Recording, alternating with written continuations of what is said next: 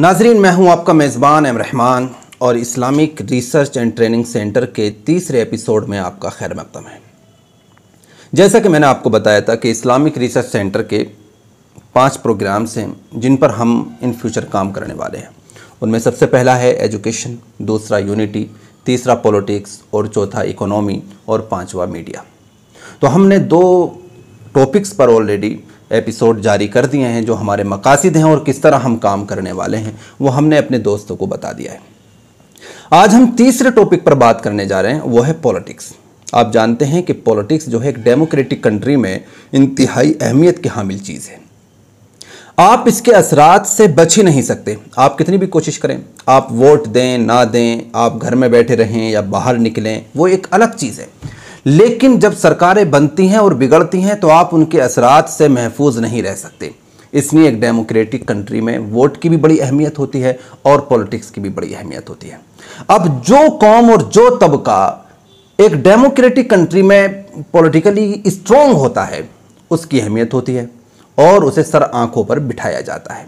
और जो कौम और जो तबका पॉलिटिकली स्ट्रॉन्ग नहीं होता, कमज़ोर होता है, उसकी कोई अहमियत नहीं होती, चाहे उसकी तादाद कितनी भी हो। जैसा कि मैं आपको एग्जांपल दूं, आज़ादी के बाद कांग्रेस पार्टी थी, इसके अलावा दूसरी पार्टियां थीं लेकिन उनका कोई नाम नहीं था।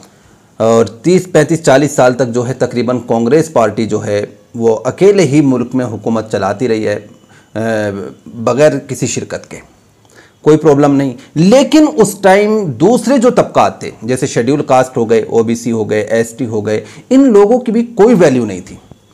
और जिसके बाद जो है इन्हें इस बात का एहसास हुआ कि अगर हम पॉलिटिकली स्ट्रॉन्ग नहीं होंगे तो हमारी बात नहीं सुनी जाएगी और हमारे राइट्स जो है वो हमें नहीं मिलेंगे। तो काशीराम जी ने बेड़ा उठाया और एससी, एसटी, ओबीसी को खड़ा किया और इनसे कहा कि तुम्हें पॉलिटिक्स में आना पड़ेगा, तुम्हें अपनी सियासत को बनाना पड़ेगा, तुम्हें अपनी लीडरशिप कायम करनी पड़ेगी। अगर तुम ये नहीं करोगे तो तुम्हें मसल दिया जाएगा, तुम्हें कुचल दिया जाएगा, तुम्हारा वजूद खतरे में पड़ जाएगा, तुम इसी तरह मजलूम रहोगे। काशीराम ने अपने मानने वालों को, अपनी कौम के लोगों को बेदार किया और उन्हें खड़ा किया। वो भी डरते थे खड़ा होने से कि हम कैसे मतलब कि अपर कास्ट के लोगों के सामने खड़े होंगे। ओबीसी, एससी, एसटी यही सोचते थे कि हम कैसे ब्राह्मण के सामने, जाट के सामने, राजपूत के सामने हम कैसे खड़े होंगे, डरते थे। लेकिन काशीराम ने उन्हें हौसला दिया, उन्हें खड़ा किया और फिर वो खड़े हुए, धीरे धीरे खड़े हुए। और फिर काशीराम ने 3 बातें बोली। उन्होंने बोला कि हम पहला इलेक्शन हारने की नहीं लड़ेंगे, दूसरा इलेक्शन हराने की नहीं लड़ेंगे और तीसरा इलेक्शन हम जीतने की नहीं लड़ेंगे। वही हुआ, काशीराम ने यही पॉलिसी इख्तियार करी और काशीराम कामयाब हुए। और आज वही एससी, एसटी, ओबीसी तबके को आप देख लीजिए कि उनकी हालत मुसलमानों से बहुत बेहतर कंडीशन में है। और जिस मुसलमान की हालत आज़ादी के वक्त सबसे बेहतर थी वो मुसलमान आज किस कंडीशन में है, आप खुद अपना अंदाज़ा लगा लें। अब आप कहेंगे कि जी पॉलिटिक्स से ही क्या है? पॉलिटिक्स से बहुत कुछ होता है। आपकी हालात बनाने और बिगाड़ने के सारे फैसले पॉलिटिक्स करती है। आपके खिलाफ और आपके मुआफिक सारे फैसले पॉलिटिक्स करती है। सारे फैसले आपके खिलाफ पास होते हैं पार्लियामेंट में या फिर मतलब कि विधानसभा में। आप क्या करते हैं? अगर आप पॉलिटिकली स्ट्रॉन्ग नहीं हैं तो आपके खिलाफ बिल पास हो जाएगा और आप ताली बजाते रह जाएंगे, हाथ देखते रह जाएंगे, आपको कुछ नहीं मिलेगा।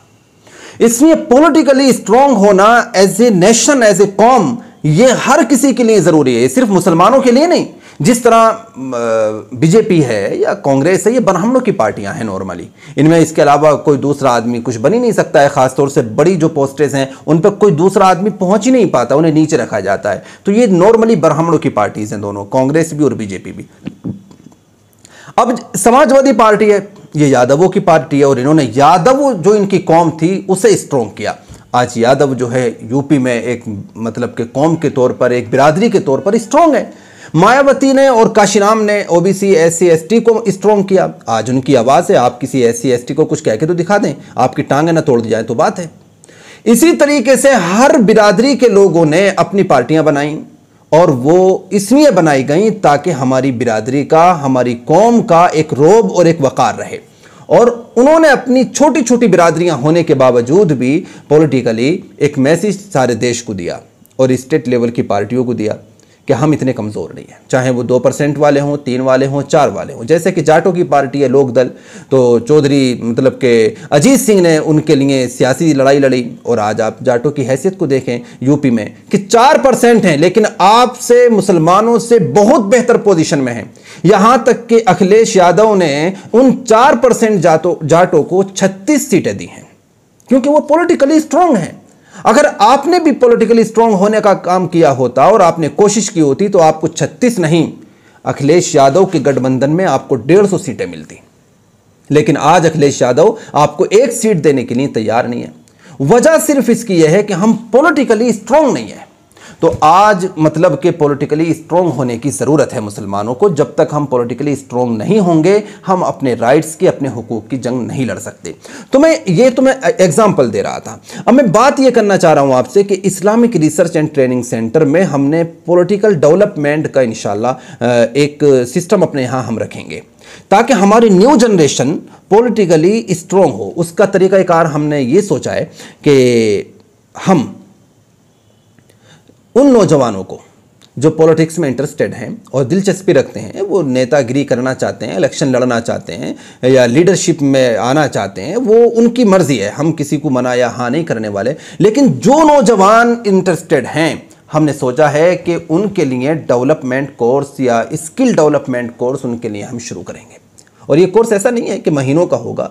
हम हर Islamic research and training centre में हर तीसरे महीने या हर छठे महीने 3 दिन का एक कैंप लगाएंगे, और उस 3 दिन के कैंप में हम मुल्क भर से एक्सपर्ट लोगों को बुलाएंगे जो पॉलिटिक्स में एक्सपर्ट्स हैं और उन्हें अच्छी मतलब की जानकारी है इस ताल्लुक से। उन लोगों को बुलाएंगे और हम अपनी इस जनरेशन के सामने सारी बातें रखेंगे। हम उन्हें बताएंगे कि प्राइम मिनिस्टर से लेकर के वार्ड मेंबर तक आप किस तरह इलेक्शन लड़ सकते हैं, और जीतने के बाद आपके राइट्स क्या क्या हैं। अभी नॉर्मली क्या है कि आदमी MLA, MP, ward member, chairman, mayor कुछ भी बन जाता है। बहुत लोगों को यही नहीं पता कि एमपी के बाद उसके राइट्स क्या हैं, एमएलए के बाद वो क्या क्या कर सकता है, चेयरमैन बनता है तो उसकी क्या पावर है, या इसी मतलब के वार्ड मेंबर बनता है तो उसकी क्या पावर है, नहीं पता। बहुत सारे लोगों को नॉर्मली बन जाते हैं।